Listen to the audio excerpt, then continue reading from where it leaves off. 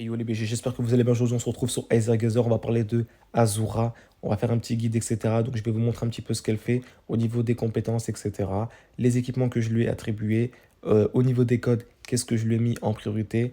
Et puis voilà, on va partir par les détails, tout ça, en espérant que la vidéo vous plaît, les gars. Donc, d'ailleurs, n'hésitez pas à rejoindre ma guilde. Donc, pour ceux qui veulent rejoindre ma guilde, les gars, n'hésitez pas à venir sur mon Discord, ok, lien dans la description de la vidéo. Je vous ai affiché le UID pour justement venir dans la guide. Voilà, donc très très important. Voilà, comme ça, postulez et je vous accepterai avec grand plaisir.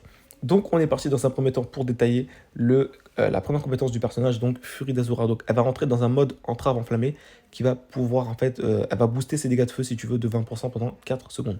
Donc ça c'est vraiment très très très puissant et faire des dégâts bien sûr au passage. La deuxième compétence qui est vraiment extrêmement puissante, elle va toujours booster ses dégâts de feu de 20% pendant 4 secondes. Et cette fois-ci, en fait, elle va lancer un champ de force qui va piéger les ennemis à portée en ignorant toute immunité au contrôle des ennemis pendant 3,5 secondes. Donc ce qui fait que du coup, les ennemis vont être stun en fait. Donc c'est vraiment très très fort, surtout contre des boss. Et quand le champ de force va exploser, et ben, ça va faire des dégâts aux alentours, aux ennemis. Donc ça va faire des dégâts de feu. Donc c'est vraiment pas mal du tout.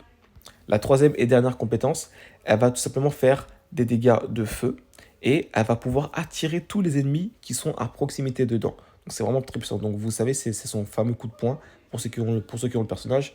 Donc ça peut rassembler des ennemis s'ils sont vraiment à proximité. Donc ça reste vraiment très très très très intéressant. Donc j'aime vraiment beaucoup cette compétence. Donc moi ce que j'aime faire personnellement, c'est faire cette compétence 3. Ensuite enchaîner directement avec la compétence 1. Ça marche plutôt bien. La compétence ultime, elle va faire des dégâts de feu à tous les ennemis et elle va réduire la résistance au feu des ennemis qui seront touchés de 30% pendant 10 secondes. Donc ça reste très intéressant, vu que justement elle-même principalement, elle fait des dégâts de feu, donc c'est très intéressant. Et par la même occasion, elle va se conférer 15% de charge de compétence ultime quand Azura ou un coéquipier déclenche l'instant 0. Alors, faites-le moi part pardon, de l'espace commentaire. L'instant 0, il me semble que c'est quand vous faites l'esquive, vous savez l'esquive parfaite. Il me semble que c'est ça, hein, l'instant 0. Et ça peut se déclencher une fois toutes les 0,5 secondes. Quasiment toutes les 1 seconde. Donc c'est vraiment très très très très fort. Hein. Donc vraiment excellentissime. Donc au niveau des équipements, je suis parti comme ça. Elle est tout simplement en flamme de Prométhée, je sais pas comment on le dit, et Conquête d'Alexandre. Donc le set qui lui va vraiment bien. Donc les dégâts de feu augmentent de 10%. Et lorsqu'un ennemi est vaincu, ses dégâts de feu vont être augmentés de 10% supplémentaires pendant 10 secondes. Et l'effet est cumulable 3 fois. Donc c'est vraiment pas mal du tout. Et Conquête d'Alexandre, tes points d'énergie max augmentent de 30 et tu vas conférer un point d'énergie chaque fois qu'une attaque touche l'ennemi. Et ça peut se déclencher qu'une fois toutes les 1 seconde. Donc franchement, c'est une très très bonne compétence. J'aime beaucoup. Ensuite, on a les codes. Donc ça, c'est vraiment très très très très important. Donc je suis parti principalement sur du courroux, délire et apprentissage de Deva. Vraiment, j'aime beaucoup. J'aime beaucoup, j'aime beaucoup. Donc, mais je suis surtout parti sur sur cette formule-là, si je peux dire, parce que si tu veux, apprentissage de Deva, c'est extrêmement puissant.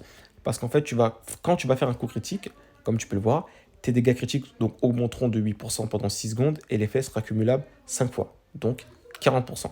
Ok.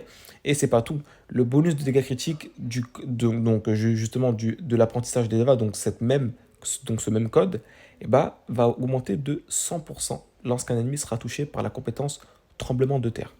Et la compétence tremblement de terre, souvenez-vous-en, c'est la compétence 3 avec le coup de poing. Donc c'est-à-dire, après avoir utilisé cette compétence-là, la troisième compétence, mes bonus de dégâts critiques seront augmentés de 100%. Qu'est-ce que je veux de plus? C'est extrêmement puissant. Donc voilà, je vais vous montrer un petit peu maintenant la team dans laquelle je joue le personnage. Voilà, on va aller ici, tac, tac, hop, non pas ici, pardon. Ça, c'est pas du tout là que je peux vous montrer les teams que je joue le perso. Donc, de toute façon, vous le savez maintenant, c'est même la meilleure team que vous puissiez faire actuellement sur le jeu, je dis bien. Poséidon, Azora et Tsukiyomi. Voilà, donc c'est vraiment cette team que je joue principalement. Vraiment, elle est extrêmement solide. De toute façon, vous le voyez au niveau du gameplay. Vraiment pas mal du tout. J'aime beaucoup, j'aime beaucoup. Donc voilà les gars, j'espère vraiment que cette vidéo vous aura aidé et vous aura plu. C'est tout pour cette vidéo assez courte, voilà, mais je voulais vraiment vous montrer un petit peu ce qu'il en était. Prochaine vidéo, on va parler de Poséidon, voilà, en espérant que aussi cette vidéo vous plaît. C'était Voxev, on se dit à très très vite pour de prochaines vidéos les gars. Ciao ciao.